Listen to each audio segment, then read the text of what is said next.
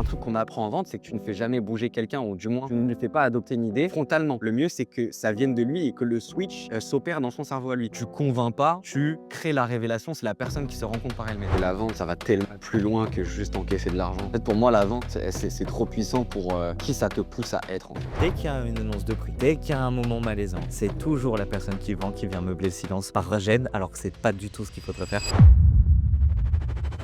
On était, je crois, 16 ou 17 dans la villa. Et donc, ça veut dire que tous les soirs, tu avais la vaisselle à faire pour 17 personnes. À un moment donné, vient mon tour et moi, je me dis, comment est-ce que je peux closer quelqu'un pour que cette personne fasse la vaisselle? Il y a aucun bon vendeur qui close un mec qui a pas envie. C'est Ouais. full bullshit ça. Tout devient facile, que ce soit en vente, en marketing, en business. Quand tu fais quelque chose en étant toi-même, authentique, sincère, honnête, transparent et dans la bonne intention. Ok, on est parti, on est avec Brian aujourd'hui. On va parler vente, on va parler pas mal système. On se connaît depuis pas trop longtemps, Brian et moi, donc ça va être l'occasion aussi d'en savoir un peu plus mutuellement. Bah, j'ai l'habitude de démarrer toujours avec la même question, mais Brian, qu'est-ce que ça veut dire vendre pour toi et merci d'être là? Avec plaisir, merci pour l'invitation. Pour moi, vendre, très simplement, c'est amener une personne à réaliser par elle-même qu'elle recevra plus de valeur que ce qu'elle investit ou ce qu'elle dépense. Hem, Tout simplement dans la transaction. C'est-à-dire qu'aujourd'hui, si je t'amène à réaliser, toi, que ce que je te vends, ça va t'apporter beaucoup plus de valeur que ce que toi tu dépenses, bah, c'est logique pour toi d'acheter. Donc pour moi, c'est vraiment ça la vente, c'est amener cette personne à réaliser par elle-même, pas chercher à convaincre, mais plus, apporter de la clarté et de la vision pour que la personne ait cette réalisation par elle-même et que la vente devienne logique. Ce qui est cool, toi, c'est que sur le marché de la vente, tu es vraiment spécialisé sur ça. Ça veut dire, tu sais, il y en a plein aujourd'hui qui font un scaling général ou autre. Toi, tu es vraiment focus sur la vente, donc tu as une dimension beaucoup plus, verticale. Ça fait combien de temps que tu es dans le domaine, toi, déjà? Alors, moi j'ai commencé à vendre, on va dire officiellement en mars 2022. En fait, j'étais dans un MLM. À l'époque, pour te donner de la data un peu, sur mes 30 premiers calls, je fais une vente à 50 balles. Donc je me suis vite rendu compte que la vente, c'était pas quelque chose d'inné et encore moins quelque chose de simple. Donc par la suite, j'ai, commencé à trouver des solutions, je commençais à me faire accompagner et cetera. Et après, depuis, bah, là, ça fait 3 ans et demi que j'ai eu le temps de prendre des dizaines de milliers d'appels de vente, des conversations de prospection dans tous les sens, investir aussi des dizaines de milliers d'euros pour me faire mentorer et cetera. Donc ouais, 3 ans et demi que je suis dans ce process-là. Parce que là, tu as traqué le nombre de calls que tu as passé depuis le début, genre grosso modo ou pas? Depuis non, j'ai pas traqué depuis le début. C'est un truc, j'y ai pensé à un moment donné, je me suis dit: «Putain, j'aurais dû le faire» et bon, j'ai une idée à la louche, ça doit tourner autour des, 4-5 000, mais j'ai pas de chiffre précis. Mmh. En vrai, il y a un des trucs que j'ai le plus réalisé, c'est qu'il y a un réel gap entre quelqu'un qui a passé 200 appels et un mec qui en a passé 2000, mais genre le gap est monstre. Ça fait un peu comme la courbe de Gauss, genre, tu prends tes 100 premiers appels de vente, tu commences à toucher le truc, tu te dis: «Je suis bon». Du coup, tu te dis: «Je suis un génie» et puis après, tu te rends compte qu'il y a vraiment un fossé, quoi.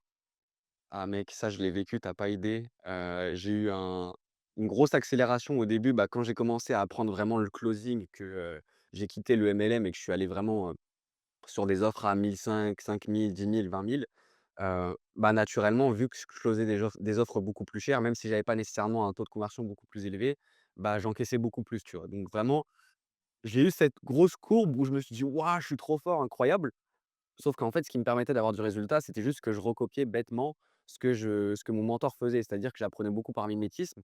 Je le voyais faire, je reproduisais, ça marchait et je me suis dit: «Waouh, je suis trop fort!»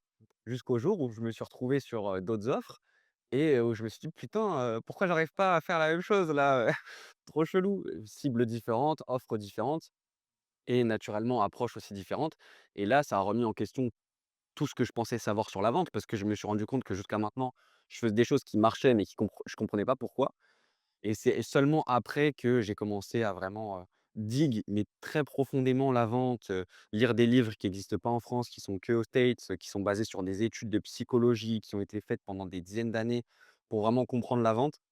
C'est là que j'ai compris vraiment les fondamentaux, les principes premiers que j'ai dig et tout et c'est là où après, la vente, c'est devenu beaucoup plus, ancré, stable dans mes résultats et où je savais beaucoup plus pourquoi est-ce que ce que je faisais marchait et que j'appliquais pas juste, bêtement, tu vois?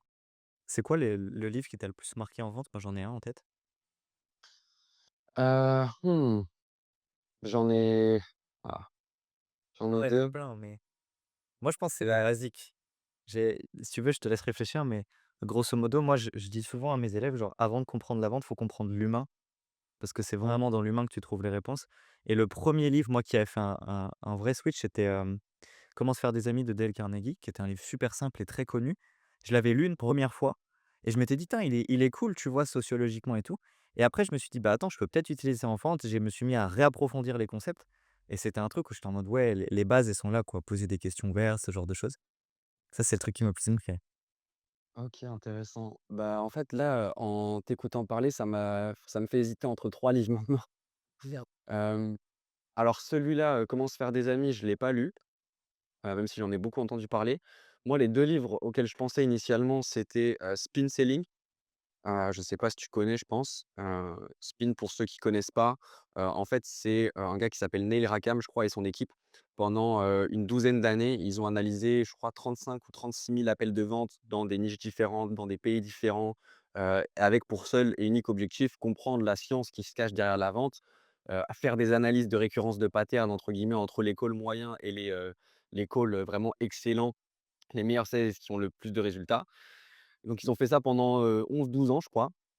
Et ensuite, à l'issue de cette étude, bah, ils en ont, créé une méthode qui s'appelle SPIN, qui veut dire, solution, problème, implication, need, payoff. C'est 4 types de questions différentes et en gros, c'est les 4 types de questions, qui te permettent de, transiter de manière, la plus fluide possible de la situation de la personne vers ses problèmes, l'impact de ces problèmes, donc là, c'est amplifier et créer un gap et ensuite, l'impact de la résolution, donc, augmenter dans l'esprit de la personne la désirabilité d'obtenir la solution. Ce qu'ils ont observé, c'est que c'est ce qui marchait le mieux, pour vendre. Donc, ce livre, il m'a beaucoup marqué, bah, déjà pour la méthodologie qu'il enseigne et les résultats que j'ai eus tout simplement après en appliquant. Et puis tout ce qu'il y a autour aussi du spin parce qu'il ajoute des choses. Il parle pas que des 4 types de questions, mais il parle vraiment de tout ce qu'ils ont appris dans l'étude. Donc c'est vraiment un livre, plus une approche scientifique que, mindset comme on peut voir souvent. Donc celui-là, il m'a beaucoup marqué. Il y en a un deuxième qui s'appelle, «You can't teach a kid to ride a bike at a seminar», qui a été, rédigé par, un gars qui s'appelle, David Sandler. Donc Sandler, c'est le nom, c'est sûr. Le prénom, je suis plus sûr. Et en gros, ça, c'est un livre qui a été écrit par un gars, dans les années 90, si je dis pas de bêtises. Il me semble que la méthode, elle a 30 ans. Et en fait, c'est un mec qui, de base, a été formé sur les méthodes de vente assez traditionnelles, donc où tu vas, pitcher ton produit, tu vas chercher à vendre un peu en mode forcing, un peu l'archétype du vendeur qui est encore présent, dans l'inconscient collectif. En fait, lui, il a été formé à ces méthodes-là, il a vu que ça marchait pas et il s'est dit: «OK, il faudrait que je crée ma propre méthode pour que je n'ai plus à forcer la vente, mais que la vente se fasse toute seule». En gros, il s'est dit: Qu'est-ce que serait mon idéal?» Mon idéal, ce serait que j'ai absolument pas à pitcher et que la personne se convainque elle-même que, je cherche pas à traiter des objections, mais que ce soit la personne qui traite elle-même ses objections. Et en gros, il est parti de: «OK, c'est quoi mon idéal?»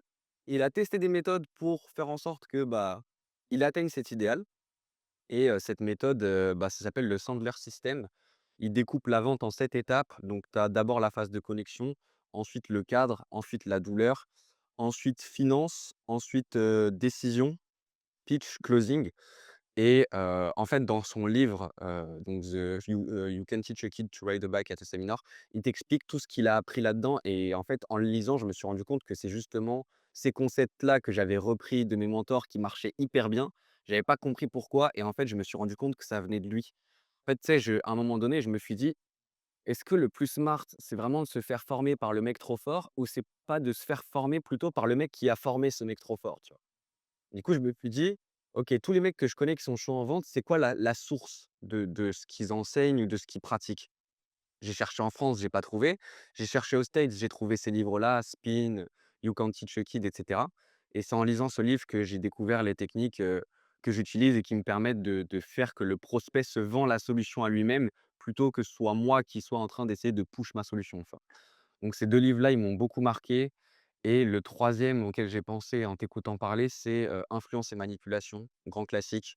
Heu, Pas directement relié au closing quoique, mais plus relié au marketing pour moi.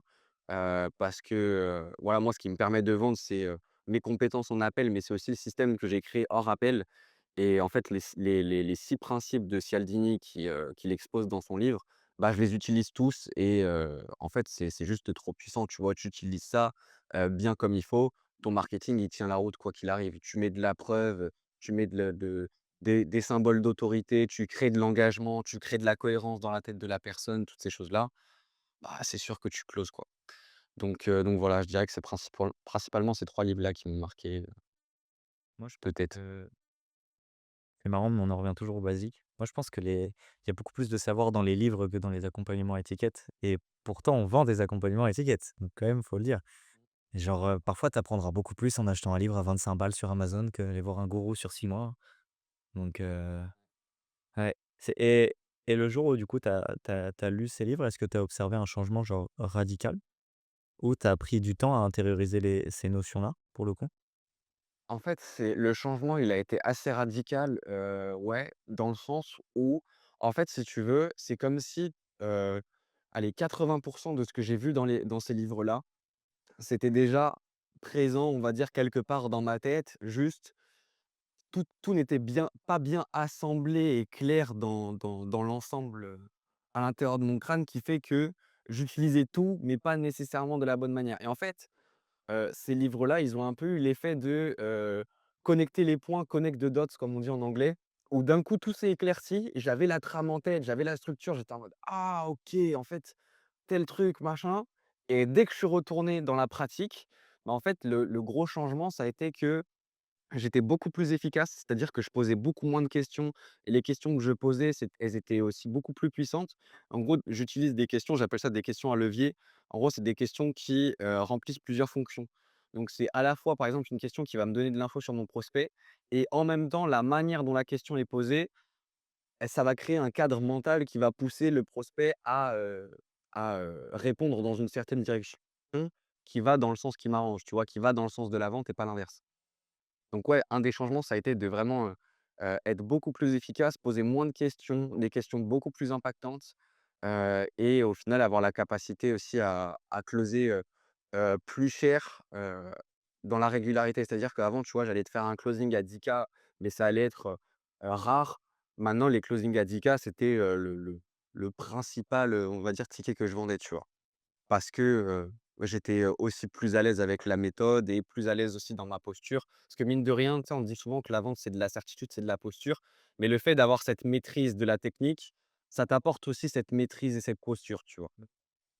Qui te permet derrière de te détacher, d'être plus naturel et de closer plus facilement.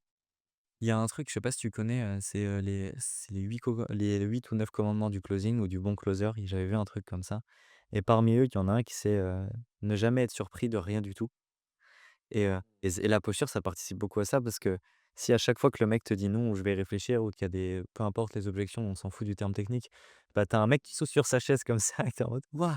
En fait, ça détruit la posture donc je suis d'accord avec toi, c'est genre savoir connaître son karaté en vente, c'est genre être serein dans toutes circonstances, donc ça te met dans de bonnes conditions. OK, donc tu dirais que les livres, ça a été un majeur levier? Tu as eu d'autres leviers qui t'ont permis de d'apprendre plus? Moi, je sais que genre pour moi, si tu veux devenir meilleur vendeur, il faut prendre plus de calls, quoi. Ouais, ouais, après pas que, parce que tu peux prendre plein de calls et répéter les mêmes erreurs, sans t'arrêter et à ce moment-là, tu progresses pas, tu vois? En fait, le fait de prendre plein de calls. Ouais, il faut regarder tes calls. En fait, le principal point que le fait de prendre plein de calls, ça t'apporte selon moi, c'est le fait d'être juste plus à l'aise, dans la situation. Pour moi, c'est pas nécessairement ce qui va te rendre, le meilleur. Parce que je connais des gens qui ont pris plus de calls que moi et qui sont unanimes pour dire enfin, c'est même pas moi qui le dis, c'est eux qui disent que je suis meilleur en vente qu'eux. Alors qu'ils ont commencé le closing avant moi et qu'ils ont probablement pris plus de calls que moi. Je pense que la vente, tu vois, il y a une grosse dimension, innée, ou on va dire prédisposition. C'est pas inné comme discipline, mais tu peux, avoir un start dans la vie, au niveau de, bah, voilà, comment tu vas fonctionner, ta personnalité et cetera, qui va faire que tu vas beaucoup plus réussir, tu vois? Sans forcément prendre énormément de calls. Donc ouais, pour moi, progresser, c'est, prendre plus de calls pour être plus à l'aise, analyser ses calls pour bah, éviter de répéter les mêmes erreurs et à chaque fois, bah, tu prends tes calls, tu prends la théorie que tu as, tu repères les points où tu as pas fait ce que tu étais censé faire. Tu te notes 2-3 points améliorés et tu t'améliores sur tes prochains calls. Mais après moi, est-ce q vraiment tout ça, ça m'aurait pas permis d'atteindre le niveau que j'ai aujourd'hui si j'avais pas eu autant de présentiel avec un mentor. C'est en fait, selon moi, ce qui m'a fait le progresser le plus vite, c'est, d'être dans un environnement où je suis constamment face à ça. C'est-à-dire que je vois un mec qui est excellent là-dedans vendre, même si moi je retiens pas tout ce qu'il fait, mon inconscient, il print des trucs qui, même si je m'en souviens pas, bah, lui, il s'en souvient et des fois, je vais poser des questions naturellement. Je vais pas savoir pourquoi cette question-là me vient, mais c'est parce que mon inconscient l'a enregistré, tu vois? Donc avoir passé, quasiment 6 mois avec mon mentor en présentiel, le voir prendre ses calls de vente, lui qui me reprenne aussi sur mes calls et d'être constamment avec quelqu'un qui est bon en vente. En fait, c'est pas juste le voir pendant ses calls, mais une personne qui est bonne en vente, elle est bonne en dehors de ses appels. Tu vois ce que je veux dire?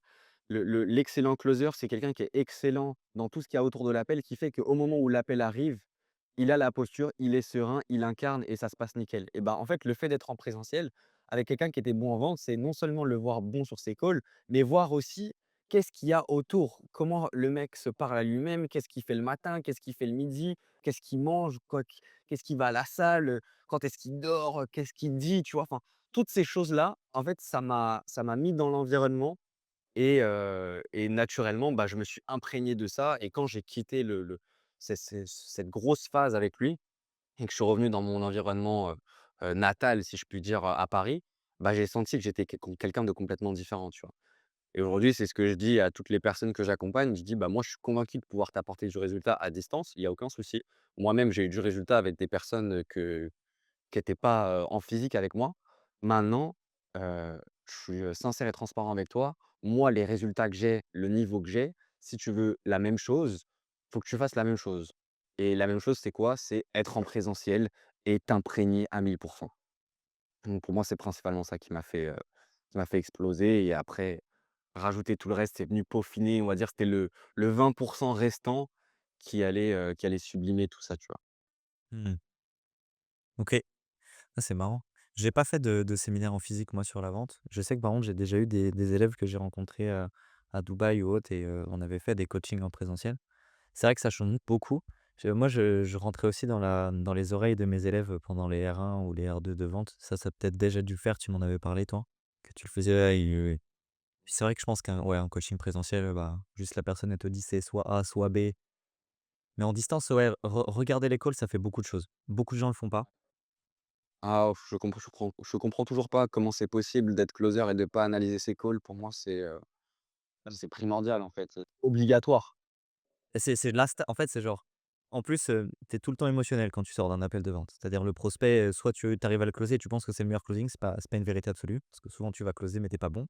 Et puis soit tu vas rater un appel et parfois tu as fait un très bon appel et par contre tu vas sortir frustré. Et ça, c'est la Mmh, problématique. Et quand tu regardes et que tu décentralises le problème, 24 heures après tu regardes l'appel d'hier, bah, ouais, parfois tu te rends compte que tu as merdé, quoi. mmh. Ouais et puis tu vois, des trucs que tu aurais pas pu voir. Enfin, ça a rien à voir d'être à la première personne et d'être à la troisième personne, c'est pas du tout pareil. Moi, je pense que la vente, c'est une des compétences à la fois les plus valuables. Ça veut dire, enfin demain, pour avoir le même niveau de ROI entre la vente et le marketing, il faut peut-être fois 2 fois 3 de marketing pour avoir le même ROI en vente, je pense pour moi. D'ailleurs, tous les milliardaires, ils ont commencé par la vente et bah, en fait, c'est le truc ingrat de se dire que parfois, toi, tu vas avoir un appel, tu vas le convertir, pendant que des mecs qui sont pas bons en vente, par contre, ils sont ultra bons en acquisition client, ils vont avoir 15 appels dans la journée, ils vont convertir zéro. Tu vois? Mmh. Ouais, ouais, complètement. Bah, ces gens-là, généralement, je les ai en coaching après. Ouais, c'est ce qu'on a aussi de temps en temps, mais ouais, carrément. Tu as coaché pas mal de sales team? Ou tu fais vraiment que du one-one avec des infopreneurs?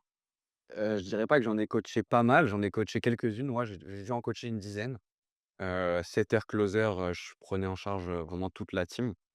Parce qu'au-delà du closing, je fais beaucoup de prospection aussi. En gros, quand j'ai commencé, pour la petite histoire, le mentor dont je parle depuis tout à l'heure, c'est un gars que j'ai rencontré à un event, MLM qui avait une position dans ce MLM-là, mais qui avait sa boîte à côté et tout. Et en fait, quand ce gars-là, je l'ai rencontré, il m'a dit: «OK, si tu veux qu'on bosse ensemble, c'est, soit 5K, soit 10K. 5K, tu as une demi-journée avec moi plus accompagnement et 10K, tu as une journée entière plus accompagnement. Et l'offre, elle existe maintenant, si tu décides pas maintenant, c'est dead», tu vois? Et du coup, moi, je prends ma décision, cash, je dis: «Vas-y, je démarre à 10K». Et en fait, après, je me suis dit: «OK, faudrait pas juste que je sois accompagné par ce gars-là, mais il faudrait plutôt que je bosse avec lui». Parce que Là, il me fait payer 10 K une journée en présentiel. Ça veut dire que tous les clients avec qui il a eu du résultat et cetera, c'est potentiellement des gens avec qui il a eu une journée en présentiel. Il se passe quoi si je suis 6 mois avec lui? C'est la première chose que je me suis dit et du coup, je me suis dit: «Mec, je vais pas être un de ses clients, je vais être un de ses collaborateurs».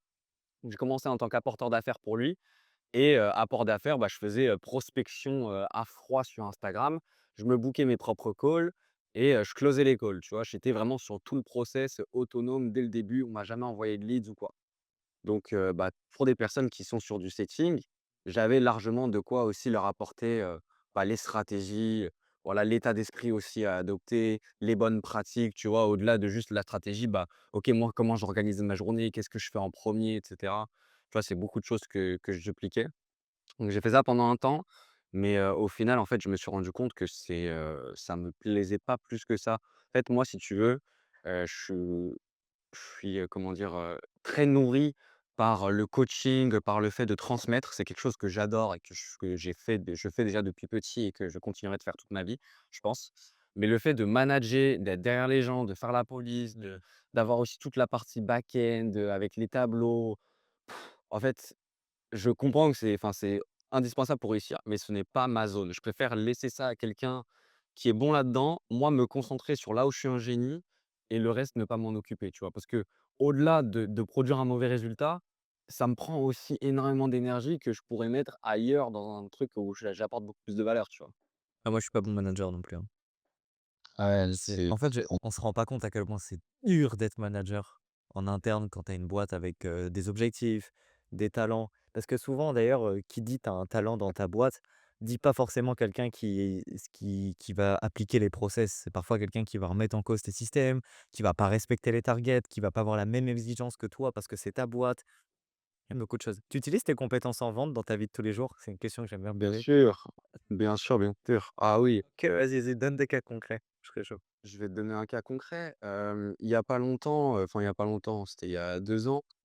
Mais je sais pas, c'est à chaque fois qu'on me demande, je sors cet exemple-là. On était en immersion à Marbella. On avait pris une villa à 950 carrés d'intérieur, la villa, un truc énorme. Tu avais une piscine avec un pont par-dessus. Enfin, c'est un truc de ouf, tu vois? On était, je crois, 16 ou 17 dans la villa et donc ça veut dire que, bah, tous les soirs, tu avais, la vaisselle à faire pour 17 personnes, tu vois? OK, il y avait un lave-vaisselle, mais bon, le lave-vaisselle, il était vite plein et il y avait des trucs qui rentraient pas dedans et du coup, bah, tout le monde, à un moment donné, est censé mettre la main à la pâte, tu vois? À un moment donné, vient mon tour et moi je me dis: comment est-ce que je peux closer quelqu'un pour que cette personne fasse la vaisselle?» Il y avait une meuf qui était là, qui s'appelait Héloïse. Je vais la voir, je dis: «Ça va Héloïse, tu vas bien?» «Ouais, OK». Donc qu'est-ce qui fait que tu es venue à Marbella là? «Ah bah pour progresser, pour avancer dans ma vie». OK, donc pour te développer personnellement, c'est ça? Ouais, OK. C'est quoi te développer personnellement, pour toi Héloïse? Bah c'est, avoir plus de leadership, c'est, montrer l'exemple, voilà, c'est, être une personne sur qui on peut compter. Ah OK et du coup, là aujourd'hui, justement dans ce but de, bah, te développer personnellement, augmenter ton leadership, montrer que tu es quelqu'un sur qui on peut compter. Est-ce que tu serais OK de faire la vaisselle? Est-ce que selon toi, le fait de faire la vaisselle, ça pourrait, justement ça te rapprocherait justement de cette personne, voilà, qui incarne, qui prend ses responsabilités et tout? «Ah bah ouais, grave». OK, bah, tu sais ce que tu fais ce soir, Héloïse. Parfois. Déjà, ça vachement ouf d'utiliser l'exemple sur une femme, non, je déconne. Mais oh la vache! Ouais, c'est vrai, putain. Des trucs comme ça, j'en ai fait mais plein et j'en fais avec tout le monde, tu vois? Bon, maintenant, je j'abuse un peu moins parce que bon, les gens maintenant, ils me voient venir, tu vois? Ouais, ouais. Et du coup, ils répondent pas sincèrement à mes questions, «Non, non, je suis pas là pour mon leadership mec, je suis là pour devenir nul». «Ah OK». Oh putain, ça va être très compliqué ce closing. Mais d'ailleurs, c'est un débat que j'avais avec quelqu'un la dernière fois. Il y en a, il me disait: «Ouais, un bon vendeur, ça close tout le monde». C'est pas vrai, genre, un bon vendeur, c'est, un mec qui arrive à closer quelqu'un qui est commit dans l'idée d'aller chercher ton produit, c'est juste qu'il a du bullshit ou quoi et un mec qui a vraiment envie de le faire. Enfin, genre, il y a aucun bon vendeur qui close un mec qui a pas envie. C'est du Ouais full bullshit ça. et au-delà de ça, au-delà de pas envie, il y a aussi de, pas besoin. Parce qu'il y a des gens, des fois, ils ont pas envie, mais ils ont besoin, tu vois? Et d'ailleurs, c'est à ça que j'ai vu, en partie que tu étais très bon en vente. Parce que quand on s'est fait notre premier appel au début, donc voilà, bah, le but c'était un peu, moi je sais plus comment on s'était parlé sur Insta, mais c'était un peu de voilà, voir si ce que tu faisais ça pouvait me correspondre. Moi, j'étais surtout curieux et puis je voulais faire connaissance. Mais tu m'as posé des questions, tu as fait ton process de qualification et tout et à partir du moment où tu t'es rendu compte que, bah, j'avais pas spécialement besoin, que j'étais pas ta cible, bah, tu me l'as dit cash honnêtement, tu m'as dit: «En vrai mec, bah, tu pas besoin, tu as juste à appliquer ce que tu as déjà et tu vas avoir ces résultats-là», tu vois? Et là, je me suis dit: «OK, le mec il a la bonne posture de, tu ne vends que si et seulement si la personne a 100 besoin, de, ce que tu fais», tu vois? Carrément. Et si aussi tu es en capacité de délivrer, c'est-à-dire il y a des mecs, il y a un mec qui a un besoin, ils vont déplacer le besoin en disant qu'ils sont capables de le faire, mais ils sont pas capables de le faire. Insatisfaiseux. Ouais, de ouf. OK, c'est intéressant, hein. L'exemple de la vaisselle, il me fera rire, je le ressortirai à mes élèves. OK. Ah ouais, non, celui-là, il est excellent, puis j'en ai fait pas mal d'autres. Mais ouais, pour moi, les compétences de vente après ça va même au-delà de ça, tu vois? Là, je t'ai donné un exemple où, mes compétences de vente, je les ai utilisées pour faire prendre une décision à quelqu'un. Donc en l'occurrence, prendre la décision de faire la vaisselle, prendre une action en gros. Mais des fois, je les utilise pour des trucs qui ont rien à voir. Pas nécessairement pour faire prendre une décision à quelqu'un, ni pour, le faire agir, mais plus pour, creuser, aider. Tu vois, je te donne un exemple. Un truc qui revient souvent dans mes relations proches, mes amis, ma famille et tout, c'est que, je suis comme une sorte de vecteur de prise de conscience. Où en gros, vu que moi j'ai énormément travaillé sur moi et que j'ai aussi beaucoup d'empathie et que je cerne très rapidement les gens, bah, en fait, quand les gens vont avoir des problématiques liées à, bah, soit leur ego, soit leur peur, soit des blocages et tout, et bah, je vais naturellement avoir la capacité de poser les bonnes questions, creuser au bon endroit, créer les bons shifts pour que la personne adopte entre guillemets «cette métacognition» où elle commence à prendre conscience d'elle-même, de ses blocages, de ses freins qu'elle ne voyait pas d'habitude, mais que là, elle arrive à voir parce que justement, je l'aide par ce processus-là et ça crée des transformations qui sont géniales, tu vois? Je te prends l'exemple d'une personne qui, croyait que enfin, en fait, elle est venue me voir, elle m'a dit: «Oui, je sais pas ce que je veux faire dans ma vie et tout». Je lui ai posé des questions. En fait, on s'est rendu compte qu'elle savait déjà ce qu'elle voulait faire, c'est juste qu'elle y croyait pas et qu'elle était un peu, paralysée par la peur, tu vois? Et le fait d'en prendre conscience déjà qu'elle savait, alors qu'elle croyait qu'elle ne savait pas et qu'en plus de ça, le problème était beaucoup plus simple que ce qu'elle imaginait, bah, ça a délié le truc et bah, après elle s'est lancée dans une voie qui lui correspond et puis là, ça fait 1 an et demi, elle est trop heureuse et incroyable, tu vois? Je suis même devenu son client depuis.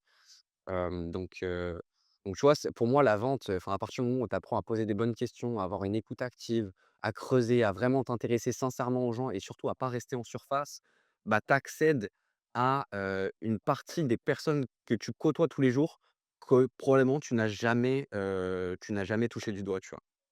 Et ça, je trouve ça incroyable. Souvent, on connaît mieux nos prospects que nos proches. C'est un truc que j'avais vu ça. C'est vrai, genre on s'intéresse beaucoup plus, il y a beaucoup de closers, il y a beaucoup de personnes, ils sont en mode ils apprennent les skills de la vente alors que de base, c'est des skills sociaux. Enfin, genre il y a pas de skills de vente, c'est des skills sociaux et donc ils vont les appliquer sur leurs prospects, mais par contre, quand il faut parler à leurs proches de genre, bah, poser des questions, à quel point tu es heureux dans ta vie, par exemple, c'est pas des questions que tu poses à tes proches aujourd'hui dans notre monde, quoi, c'est faux. Enfin, genre, moi je les pose, mais dans ce sens de se dire: «Tu en prends pas conscience tout de suite». Complètement et mais j'ai un exemple de fou par rapport à ça, de moi où vraiment je me suis dit: «Ah ouais putain, là je sens que ma vie est en train de changer, je sens que j'ai, unlock un skill de dingue». En gros à la base, tu sais moi je pense que c'était un peu pareil pour toi, on est là, on est, au collège, lycée, on se rend compte un peu de la douille, qui nous attend. On se rend compte aussi que, bah, voilà, il y a des trucs qu'on aimerait bien faire, mais que pour faire ces trucs-là ou pour les avoir ou pour être telle personne, bah, ça demande de l'oseille. Du coup, le classique, comment devenir riche, sur YouTube.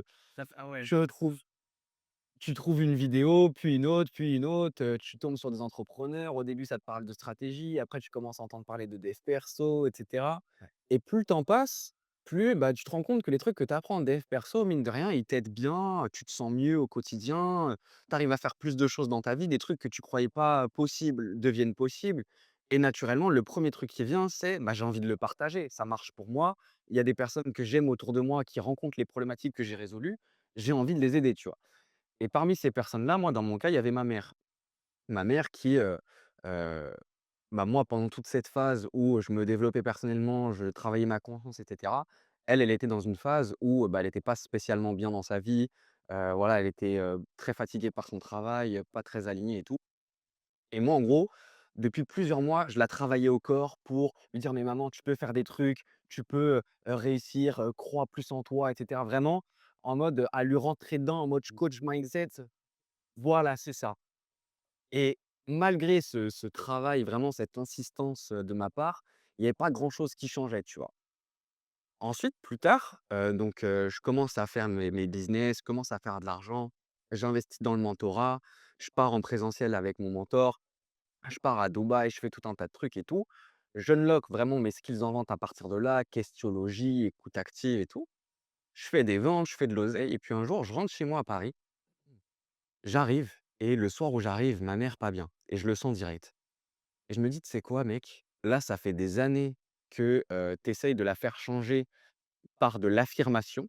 Donc tu lui affirmes certaines choses, pour qu'elle, elle adopte et un truc qu'on apprend en vente, c'est que tu ne fais jamais bouger quelqu'un ou du moins tu ne lui fais pas adopter une idée frontalement. Le mieux, c'est que ça vienne de lui et que le switch, s'opère dans son cerveau à lui. Petite connexion par rapport à ce que je disais au début du podcast, tu convaincs pas, tu crées la révélation, c'est la personne qui se rend compte par elle-même. Du coup, je me dis: «Tu sais quoi? Là, elle est pas bien», toujours pour les mêmes raisons que d'habitude, mais cette fois-ci, je vais poser des questions. Cette fois-ci, je vais creuser. Cette fois-ci, je vais m'intéresser sincèrement, écouter, être présent pour de vrai et pas juste rester dans la surface de: «Ah, ça va pas trop et tout». Au final, déjà la conversation, elle finit en pleurs parce que, bah, j'ai creusé aux endroits qui étaient sensibles, derrière, bah, ça a fait que, en fait, ça a créé un switch qui fait que derrière, elle a investi sur elle, elle a pris un coach et aujourd'hui, c'est le jour et la nuit, tu vois? Ma mère n'est plus du tout la même personne. Elle a retrouvé confiance en elle, elle a retrouvé, de la joie de vivre et cetera, depuis ce déclencheur. Et j'ai trouvé ça incroyable de me dire que, bah, ouais, en fait, c'était sous mon nez depuis le début. Alors certes, j'avais la bonne intention d'essayer et tout, mais en fait, juste tu as juste à plug les bons outils. Tu te rends compte déjà de un que tu es passé à côté de trucs pendant des années parce que tu posais pas de questions et que 2 en fait, tu avais le pouvoir de faire changer la personne, juste que tu utilisais pas les bons outils, tu vois?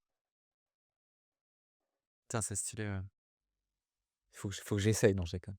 Mais non, c'est ouais, en fait, c'est ce truc de se dire, je pense que la plupart des gens, c'est pas qu'ils sont pas de bonne volonté, c'est qu'ils ont des œillères et du coup, c'est toujours ce truc de, tu sais, toi, tu es célibataire, tu as ton pote en couple, mais tu vas réussir à lui donner des meilleurs conseils que lui-même en couple parce qu'il est pas objectif et cetera et un truc qui marche bien aussi que on avait bossé avec, le mec avec qui je bossais à l'époque, c'était du coup la décentralisation du problème.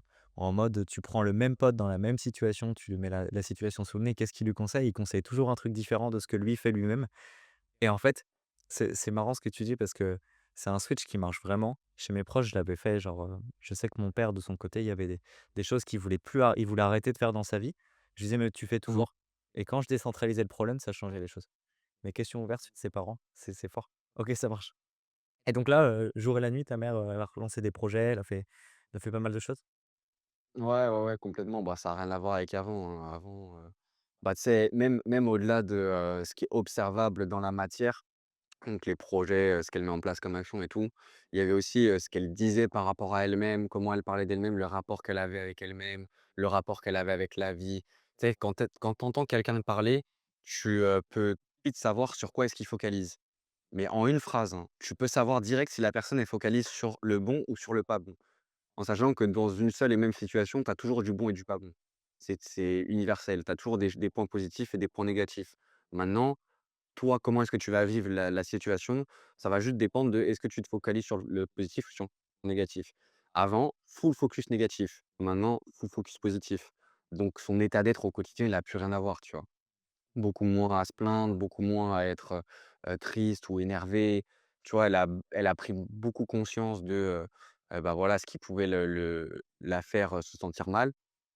Elle a travaillé dessus là depuis ces dernières années et bah, c'est pas rare qu'on en reparle et qu'elle me remercie pour, bah, ne pas avoir lâché et puis surtout, avoir, avoir pris le temps d'utiliser ce que j'avais appris, de pas me contenter de juste, faire les choses pour les faire, mais de vraiment les faire avec présence, avec intention, vraiment dans le but de l'aider, tu vois? Mmh. C'est là que c'est en partie des trucs comme ça qui me font dire que la vente, Ouais, ça va tellement plus loin que juste encaisser de l'argent. ouais. En fait, pour moi, la vente, c'est trop puissant pour, qui ça te pousse à être, en fait. En fait, tu peux pas être bon vendeur si tu es pas capable d'aussi toi te regarder objectivement. Exactement. Ça te pousse à te regarder dans un miroir. Après, ça dépend parce qu'il y en a plein qui sont mauvais aussi sur le marché, mais Tu peux pas attendre quelque chose de ton prospect si tu es pas capable de faire pour toi-même. C'est genre, moi, parfois, j'ai des clients qui me disent: «Oui, je veux faire 30K par mois». OK, super, mais tu es pas capable d'investir quelques milliers d'euros pour toi-même. Est-ce que tu penses que tu peux le demander à tes clients? Non? OK, donc c'est le premier travail à faire et genre, Mmh. les gens se rendent pas compte à quel point on peut pas devenir quelqu'un de meilleur si on n'accepte pas nos défauts, tu vois, sur certains points, quoi. Mmh. C'est quoi le Complètement. la problématique que tu as vue le plus chez les gens que tu as accompagnés en vente après avoir accompagné? Genre, s'il y a un truc que les gens corrigent pas et que tu vois direct dans les appels, je sais pas si tu as quelque chose en tête? Pour moi, c'est toujours un problème d'identité et de posture. En fait, les gens, tu vois, tu des personnes qui vont être des novices complets, qui vont pas avoir, 100 des stratégies et tout, qui vont faire un peu des trucs en freestyle, mais ça va marcher pour eux. Et t'en as d'autres, ils ont beau avoir toutes les stratégies et cetera, va savoir pourquoi ça bloque. Bah, en fait, la réponse, c'est que, c'est ni les stratégies ni les process, le blocage. C'est toujours toi, à l'intérieur, tes comportements, tes schémas, tes ancrages qui vont venir saboter tes ventes. Tu vois, je te donne un exemple. Là, j'ai un client qui a démarré, c'était quand? C'était la semaine dernière. Donc le gars, il est coach, il accompagne, des personnes sur la partie, dev perso, un peu métaphysique, spirituelle et cetera.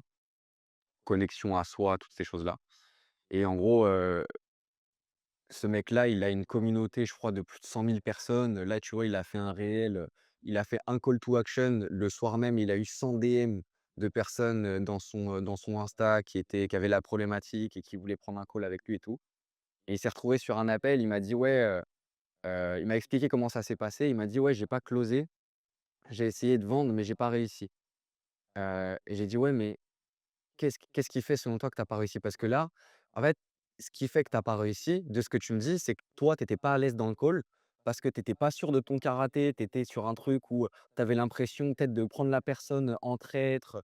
Tu avais l'impression de peut-être facturer un truc où toi-même, tu étais pas forcément à l'aise au fait de demander de l'argent pour ça, sachant que de base, c'est quelque chose que tu fais gratuitement, naturellement et tout. Bah là, le fait que tu sois pas à l'aise avec le fait de demander de l'argent, que tu sois pas à l'aise avec le fait de vendre, bah, même si dans ton discours, tu as eu le même discours que moi j'aurais pu avoir, dans ton énergie, ça se retranscrit et la personne qui est en face de toi, elle le ressent. Et du coup, s'il faut, elle a la problématique, elle a l'argent, elle a confiance en toi, mais l'énergie sur l'appel, le fait que toi tu sois mal à l'aise et que ça se traduise dans ce que tu dis, dans ce que tu livres, bah elle le reçoit, elle se braque et elle se barre, tu vois. Et c'est 100 enfin à 99 du temps, des blocages de ce genre. Tu es pas à l'aise avec l'argent, du coup, tu vas pas oser proposer le prix fort. Tu as besoin d'être aimé, du coup, tu vas pas trop challenger ton prospect, tu vas être lisse, tu vas chercher à coacher plus que à créer de l'attention. Les gens qui sont pas à l'aise avec le fait de créer de l'attention, bah, ils sont pas à l'aise, enfin, ils vont galérer de fou à closer parce que, bah, cette tension, forcément, elle est pas agréable ni pour toi, ni pour la personne en face. Mais tant que tu arrives pas à être à l'aise avec ça, bah, tu continueras de transmettre ton malaise, tu vois?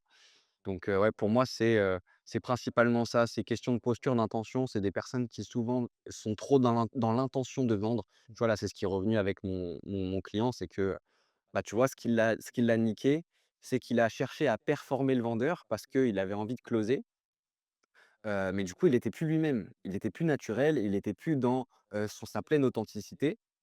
Il était, il était pas dans le: «OK, la vente, c'est une conséquence», il était dans: «La vente, c'est l'objectif», tu vois? Sauf que si la vente, c'est l'objectif, bah, tu te comportes pas du tout pareil que, si ton but, c'est vraiment de connecter avec la personne, de l'aider sincèrement et justement, c'est quand tu fais ça que derrière la vente, elle se fait naturellement et elle est logique, tu vois? Donc ouais, c'est souvent ça, trop dans l'intention de vendre, Trop pas trop de blocage identitaire, trop attaché à la vente, ce genre de choses. Ce qui revient le plus. Même dans le setting, hein. Même dans le setting, des mecs qui veulent trop booker des calls, tu vois? Je te prends l'exemple de gars que j'accompagnais là, début d'année.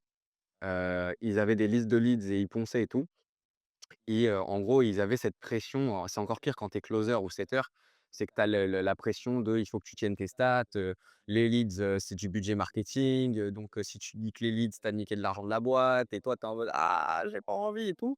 Du coup, quand tu t'appelles tes leads toute la journée, tu es dans cette pression de: «Il faut que j'en book tant absolument, sinon c'est pas bon», tu vois? Que ça se transmet dans tes appels, ton énergie, du coup, tu bookes moins et je leur ai dit: «Les gars, demain, mettez-vous aucun objectif de booking. Votre seul objectif, c'est des inputs, c'est pas des outputs. Ne vous fixez pas d'objectif de call booké, de tant de personnes et tout. Votre seul objectif, c'est de taper vos 100 calls et c'est tout. En détachement, si les gens y répondent, c'est trop bien. S'ils répondent pas, on s'en bat les couilles. Vraiment aborder cette journée comme si ça n'avait aucune importance. Ils ont booké 4 fois plus de calls que la veille. Ouais. Parce qu'ils étaient détachés, parce qu'ils en avaient rien à foutre.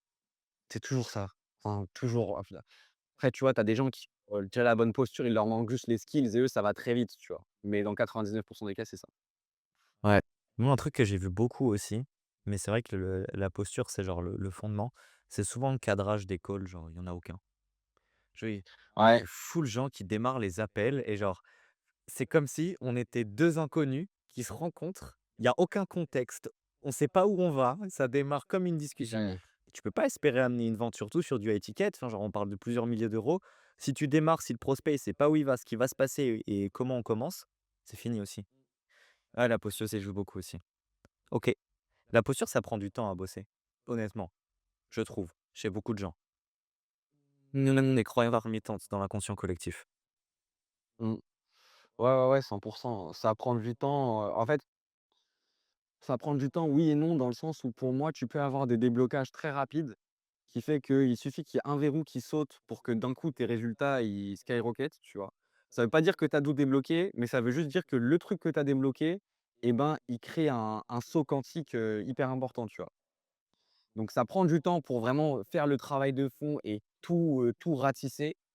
Mais durant le process, à chaque fois que tu fais sauter un truc, tu t'en rends compte et dans la matière, il y a des changements, tu vois? Un des meilleurs tips, moi, qu'on avait identifié pour que les gens, ils travaillent leur posture et qu'ils soient détachés de la vente, c'est les obliger à pas vendre dans le call. Donc c'était, avant, il y en avait beaucoup, moi, qui closaient en R1, donc sur trafic froid ou trafic chaud et je les forçais à booker des R2 en disant, genre: «Faut que tous les critères soient ouverts et tu bookes le R2 et tu es sûr et genre tu prends pas un mec s'il est chiant» et souvent, tu disqualifies beaucoup de ton trafic. Nous, personnellement, on disqualifie 50 du trafic, ce qu'on ne veut pas tout le monde. Par contre, du coup, ils étaient tellement en mode, bah, c'est peaceful le R1 quoi, c'est on prend le temps, on discute, que les discussions, ils étaient trop fluides, mais on retrouvait le même problème en R2, où le mec se retrouvait en R2, attaché à la vente et il fallait retravailler la posture. Mmh. Ouais, ouais, ça m'étonne pas. C'est une classique. Mais ouais, c'est vrai que le cadrage, c'est quelque chose qui revient souvent, j'y ai pas pensé un instant parce que pour moi l'erreur la plus obvious, enfin la plus présente, elle est, purement interne, liée à l'état d'être plus qu'à la stratégie. Mais si on parle vraiment en termes de stratégie pure ou du moins de structure de la vente, le cadre, c'est un truc qui revient énormément. Le cadre et moi, un truc que j'ai vu beaucoup aussi, c'est, les gens qui pensent creuser des douleurs alors qu'ils creusent des problèmes. C'est quelque chose qui en a rien à voir. Les gens qui restent en surface, j'en ai eu beaucoup, beaucoup. Des gens qui sortent de l'appel, qui me disent: «Bah, je comprends pas, j'ai bien creusé le problème et tout» et en fait, quand tu regardes l'appel, tu te rends compte que la personne, elle a trouvé le problème, mais elle a jamais exploré l'impact de ce problème. Enfin, les impacts même, parce que tu as rarement qu'un seul impact, tu vois? Ça va impacter la vie perso de la personne, ça va impacter sa vie pro, ça va impacter sa santé mentale, ça va impacter sa santé physique, ça va impacter ses finances. Tu vois? À partir du moment où tu as vraiment creusé tout ça, là, tu peux dire: «Oui, tu es allé chercher les douleurs», tu vois? Si tu as juste compris que la personne, elle a du mal en appel de vente, tu pas trouvé la douleur. Ah, de ouf. C'est, je sais plus, j'avais un élève qui était coach sportif et il me dit, «Ouais, bah, sa douleur, c'est qu'il veut perdre du poids». Je dis: «Mais non, mais, je Ouais, exemple typique. c'est Exemple mais tu lui as demandé, comment il se sentait?» «Bah, non, il veut juste perdre du poids». Mais il était pas qualifié, il était pas qualifié et en tu sais là et genre je review le call, je crois que je l'avais défoncé parce que genre, j'étais en mode: «Mais tu lui as demandé comment lui, quand il se levait le matin, si ça l'empêchait de faire des trucs, s'il avait de la honte ou comment il se sentait?» «Ah non, j'ai pas non, mais on s'en fout, il vient parce qu'il a envie de perdre du poids» et je suis en mode: «Waouh, waouh» et tu sais que genre tu peux il y a du taf, il y a du taf. et en plus les gens ils se disent parfois: «Non mais ça c'est parce que c'est des débutants». Sur les meilleurs sales teams du marché FR ou même, au stage je connais pas trop, mais j'ai vu des erreurs monstrueuses parce que je prends tout le temps des calls avec des sales teams pour voir comment ça close. C'est catastrophique. Tu arrives, tu as quelqu'un qui te dit: «Bah moi juste je fais pas assez de CA». OK, bah c'est bon j'ai creusé la douleur. Mais non! Terrible, terrible. Mais tu sais que moi, j'ai vraiment pris conscience que, les closers, FR, ils étaient, nuls pour la plupart quand, un de mes clients que de base j'accompagnais sur, il avait un business où il vendait des sites internet et en gros, en fait, à partir du moment où je l'ai accompagné, ses skills en vente, ils ont explosé. Seul truc, c'est que, bah, son business de site internet, il était pas 100 aligné et tout. Du coup, il s'est dit quoi? Bon, bah, je vais être closer et avec le peu d'XP qu'il avait, il avait dû prendre, je sais pas, une dizaine de calls, et on avait fait des roleplays, des entraînements ensemble, il avait eu ma formation. Il est arrivé sur un challenge d'Antoine Blanco, il a fait, top 1 ou top 2 closer sur, genre 50, je sais plus combien. Il est venu me voir, il m'a dit: «Mec, toi, tu ferais un braquage». Je dis: «Ah ouais, mais si toi, tu fais top 2 ou top 1, c'est que moi, j'ai rien à faire dans le challenge, gros». Bah oui, de ouf. D'accord. Par contre, ça me fait vraiment prendre conscience que le niveau est terrible. Le niveau est vraiment terrible. Et tu veux savoir c'est quoi le problème? C'est que les gens, ils pensent toujours qu'ils ont un problème d'acquisition alors qu'ils ont un problème de sales. Genre, ils sont en mode: «Non mais j'avais pas assez de leads ce mois-ci». Kevin, tu as passé 120 calls, c'est pas normal que tu fasses que 20K, tu vois? Non, non, c'est parce que les leads, ils étaient pas quali. Non les gars, Est-ce juste qu'il y aurait bah pas un est-ce qu'il y aurait pas un move à faire? Je suis en train de me demander parce que tout le marché là, ça fait aller 1 an et demi qu'ils sont biberonnés à, du Mathis Chloé qui dit: «Tu n'as pas un problème de sales, tu as un problème de marketing». Est-ce qu'il y aurait pas moi ça un coup marketing à faire et arriver dire: «Mathis Chloé vous a menti les gars, vous avez pas de problème de marketing, vous avez un problème de sales». moi j'avais lancé une VSL où je disais: «Mec, si tu as 10 R2 dans le mois, c'est pas possible que avec une offre à 3K, c'est pas possible que tu fasses moins de 20K genre ou 3-4K». C'est genre, si tu les as mis en R2, c'est que c'est tous déqualifiés. La plupart, Mmh. c'est pas normal que tu sois mauvais, genre. Et la plupart du temps, moi, j'avais des élèves, mais dans n'importe quelle niche, genre des community managers, genre dis-toi, c'est genre la pire niche. Bah, le mec, il a fait 0 to 30K, il avait pas plus de lead, quoi. Juste, tu switches deux trois trucs, posture, objection et c'est fini, quoi. Mais vu que tout marchait en mode: «Les gars, il faut faire plus de vidéos YouTube, plus de contenu Insta, envoyer plus de nurturing». Ouais, mais vous avez pas 300 000 abonnés sur les réseaux, en fait. Ouais, ouais et puis même, en fait, les gens, ils veulent toujours plus de leads, mais ils exploitent même pas les leads qu'ils ont. Ça, c'est un truc que je vois énormément, c'était toujours ça. Des mecs, «Ah, j'ai 100 clients sur une offre high ticket à 200 balles, je veux lancer une offre high ticket, je lance, prospection de contenu». Mais relance tes clients Zebby! Des mecs qui t'ont déjà payé, genre! Exploite les mecs qui sont déjà là, qui sont les plus chauds, non? Non, je vais faire de la dans cold. Mais tu ouais, je Non, mais c'est vraiment ça. C'est vraiment ça, on rigole, mais c'est ça. C'est les mecs qui vont, prospecter alors qu'il y a déjà, 200 personnes qui ont mis leur mail, enfin, c'est ah, il y en a parfois, ils ont payé, genre, comme tu dis, ah oui! moi, j'avais un client, ouais, c'est ça, ils ont une offre en physique, des séminaires et tout et ils avaient déjà eu des clients en consulting. Ils disent, «Nouvelle offre, prospection, VSL». Je dis: «Mais les gars, je suis complètement d'accord avec ce que tu dis Brian», mais les mecs, ils étaient en mode, «On va relancer un nouveau truc, quoi». Ils avaient une liste email, je crois, genre 500 personnes avec des nuls et tout. J'étais en mode: «OK, il y a du boulot, quoi». Ah vraiment. C'est c'est quoi la vérité que tu penses vraie sur le marché de la vente ou autre, que beaucoup de gens pensent faux? C'est une vraie question, hein. Mmh. Ouais, je vais faire en sorte de te sortir une vraie réponse. F qu'est-ce que je pense vrai que la plupart des gens pensent faux? Bah, déjà pour répondre, il faudrait savoir ce que les gens pensent être faux. OK, je peux essayer de te donner le caractéristique, le truc typique. Heu, bon, déjà, dans l'inconscient collectif, je pense qu'on est assez d'accord, que la vente, c'est de la manipulation pour beaucoup, hein. Donc manipulation, c'est mauvais, c'est tout le temps du hard close. Les gens pensent que c'est on va tout le temps hard closer. D'ailleurs, donc voilà. Hem, il y en a aussi beaucoup qui pensent que, par exemple, si tu as une objection d'appel de vente, c'est pas normal. Donc ça, j'ai rigolé, j'avais explosé de rire la dernière fois quand on me l'avait dit. Hem, Ouais, les gens qui te vendent, oui, tu n'auras jamais aucune objection et cetera. tu peux les prévenir, mais tu en auras toujours. Enfin, genre, tu vends un 5K, tu t'attends à ce que le mec il dise: «Allez, c'est parti!» Bah non. Ouais, en fait, le seul vrai truc avec les objections, c'est, tu peux ne pas en avoir après le pitch, si tu as bien fait ton taf. Tu peux en avoir enfin, dans tous les cas, tu en auras, des fois, tu en auras aucune, tu vois? Mais ne jamais en avoir, pour moi, c'est pas possible. Par contre, ne jamais en avoir après le pitch, c'est possible. Si tu anticipes bien, tu fais remonter toutes les objections, tu les traites avant et tu pitches seulement une fois que tout est traité. Moi, c'est ce que je fais, tu vois? Genre les mecs là, je vais sortir une analyse d'appel de vente bientôt où le mec, je lui dis: «Ouais, je t'envoie le RIB». Il me dit: «Mais du coup, c'est quoi l'offre?» Parce que le mec était déjà prêt à démarrer, prêt à payer, mais j'avais même pas pitché, tu vois? J'avais juste tout traité et une fois que le mec est prêt à payer, il me dit, limite: «Envoie le RIB». Bah là, je lui dis: «Au fait, ça va se passer comme ça, ça». Là, je t'envoie le RIB et on démarre, tu vois? Moi, je Donc ça, pour moi, c'est c'est très vrai, hein. Prévenir plutôt que guérir, souvent, c'est vrai. Un truc aussi qu'il y a beaucoup de gens qui font pas, c'est, engager les prospects sur leurs solutions. C'est genre, tu viens de pitcher ou tu expliques ce que tu fais. Nous, on le fait comme ça et la personne, elle va jamais vérifier si ça fait sens ou même si concrètement, la personne serait sûre d'avoir des résultats avec ce que tu proposes. En fait, la plupart des gens, si tu leur poses les bonnes questions, ils vont te dire: «Bah si, en fait, avec ce que tu me proposes, je suis sûr d'avoir des résultats» et dans ce cas-là, peu importe le prix, en fait, si le mec, il sait qu'il a un ROI derrière et qu'il en est sûr, il va acheter. La dernière fois, j'avais quelqu'un qui me dit: «Bah si, avec votre système, je suis sûr de faire mes 20-30 cas par mois». Trop bien. Bah écoute, le prix, je vais le caricaturer, on va dire c'est 15 000. Ouah, 15 000! Ouais, ça pourrait être 30 000. Qu'est-ce qui ferait que ça serait pas pertinent étant donné que tu m'as dit que tu serais sûr d'aller chercher 30? mmh. Et il y en a plein qui sont en mode: «Si, si, ouais, je crois qu'il a kiffé ma solution, mais tu pas qualifié». Ça, je l'entends tout le temps aussi, c'est chiant. Ah l'ego, des mecs en vente. Mais j'ai trouvé la réponse là à ta question, qu'est-ce que je pense vrai que la plupart des gens pensent faux? Alors je sais pas si c'est exactement formulé comme ça, mais pour moi la fausse croyance, on va dire, qui revient le plus, c'est que, ce qui t'empêche de vendre, c'est un problème de technique, alors que c'est juste un problème d'état d'être et d'état d'esprit. Moi, je vois que, toutes les personnes tu vois, je te prends un exemple. Là, depuis que j'ai recommencé à créer du contenu, depuis, allez, 1 mois et demi là, avec des comptes à zéro et tout, vraiment restart, from scratch.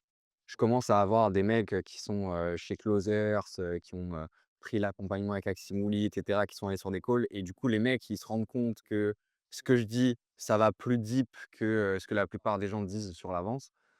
Du coup, les mecs, ils se retrouvent dans mes DM et cetera et les premiers trucs qu'ils me demandent, c'est: «C'est quoi la questiologie? Comment tu fais? C'est quoi tes questions et cetera?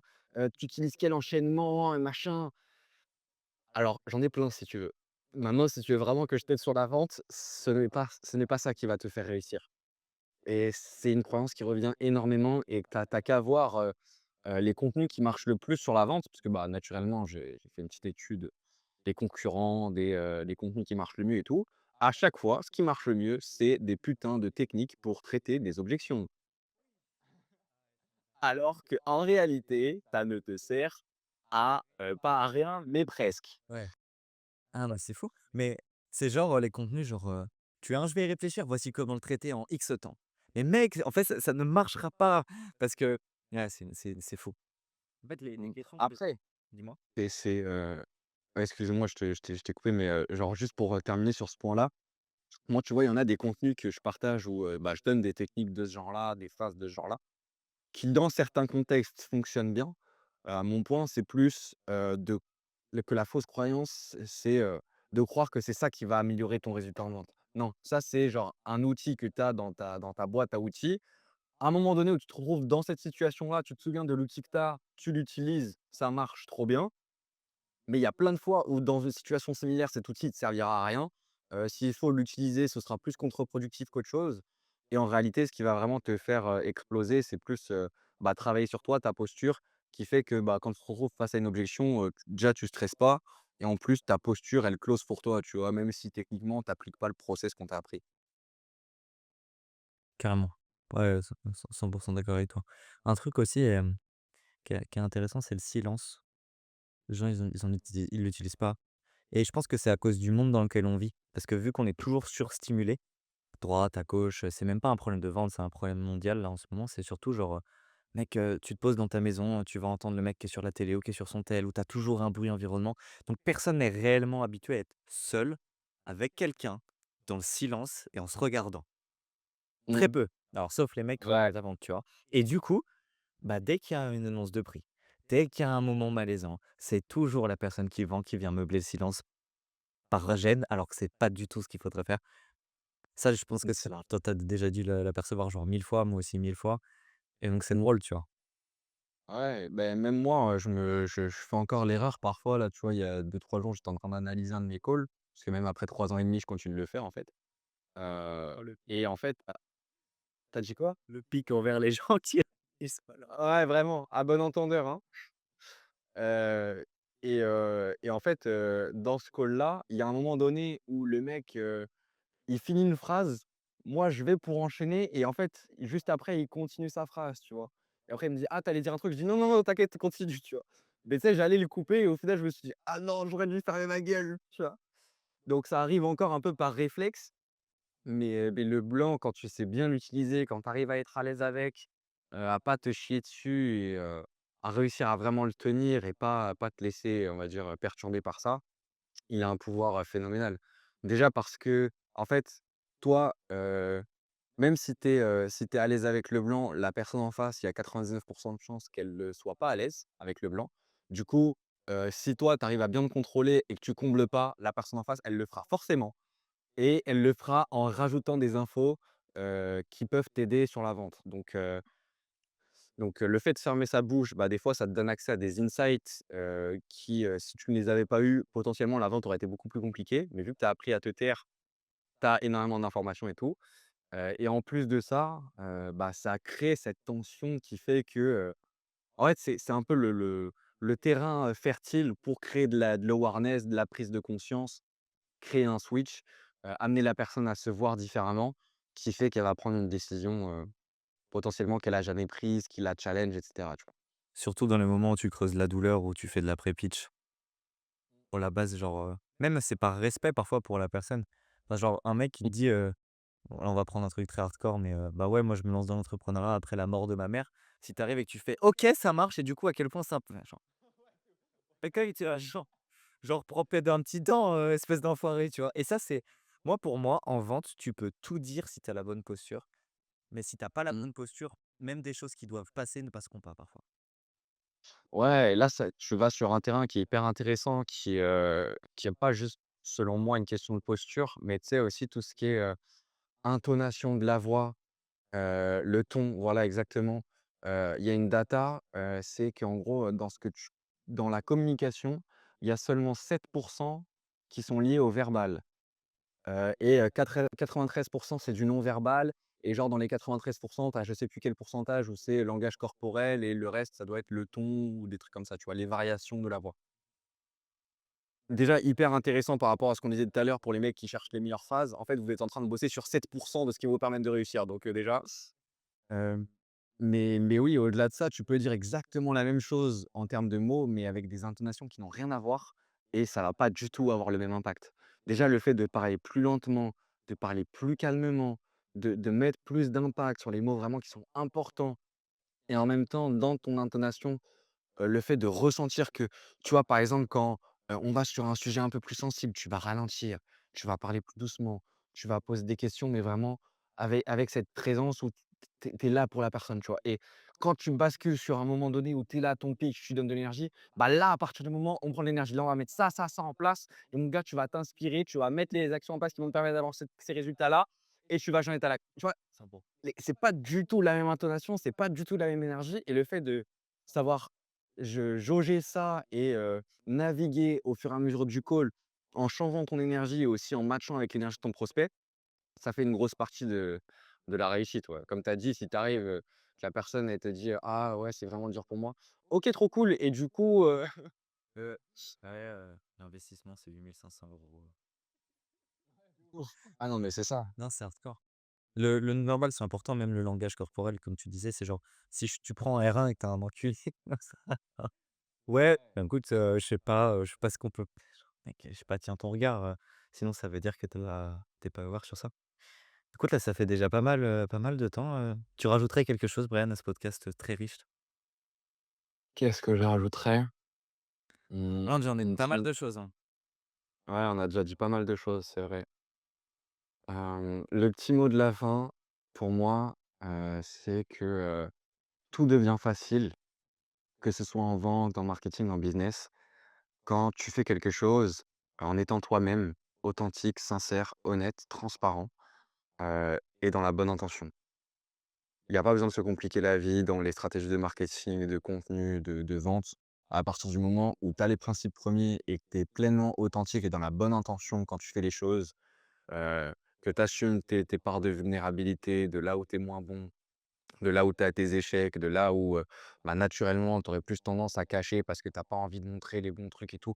Quand tu vas au-delà de ça et que tu t'assumes pleinement que tu es toi-même, t les portes s'ouvrent toutes seules, en fait. Les portes s'ouvrent toutes seules, tu ne forces plus rien, les opportunités viennent à toi, les ventes se font naturellement. Complètement. Donc, si vous voulez, pour toutes les personnes qui regardent ce podcast, créer une vraie différence. Intéressez-vous plutôt à qui vous êtes, plus qu'à, quelle stratégie vous allez utiliser, quoi. Parce qu'encore une fois, pour, créer notre réalité, on n'obtient pas on manifeste pas pour, tous ceux qui sont dans ce game-là, là, on manifeste pas, ce qu'on veut, on manifeste qui on est. Donc si tu veux plein d'argent, mais que tu es un mec qui est pas à l'aise avec l'argent, dans tes calls, tu seras pas à l'aise et les gens le ressentiront et ils démarreront pas avec toi. Donc, réfléchissez plus à qui vous êtes, alignez-vous avec votre essence pure et tout deviendra beaucoup plus simple. Voilà. J'aurais pas dit mieux. Merci, d'avoir pris 1 heure de ton temps, c'était top et Bah, merci pour l'invitation, un grand plaisir de discuter avec toi, gros. ciao. Ciao.